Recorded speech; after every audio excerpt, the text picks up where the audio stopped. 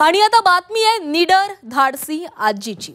मुळशी तालुक्यातील कासार आंबोली गावामध्ये एका 70 वर्षाच्या आजीनं लीलया साप पकडलेला आहे। शकुंतला सुतार असं आजीचं नाव आहे। या आजीनं आपल्या घराजवळ आलेल्या धामण सापाला कोणतीही भीती न बाळगता लीलया पकडून सर्वांचं लक्ष वेधलेलं आहे। धामण हा साप बिनविषारी असल्यानं आईनं तो हातात घेतल्याचं मुलगा गणेश सुतार यांनी सांगितले। मात्र वयाच्या 70व्या वर्षी असा साप पकडण्याचं धाडस दाखवणं हे खरंच कौतुकास्पद आहे। त्यांची ही निर्भयता पाहून गावकऱ्यांनी त्यांचं विशेष कौतुक केलेलं आहे। तरी सुरक्षिततेच्या दृष्टीने सर्पमित्र किंवा वनविभागाला बोलावणं हे नेहमीच योग्य ठरतं। हे लक्षात ठेवणं ही तितकंच गरजेचं आहे।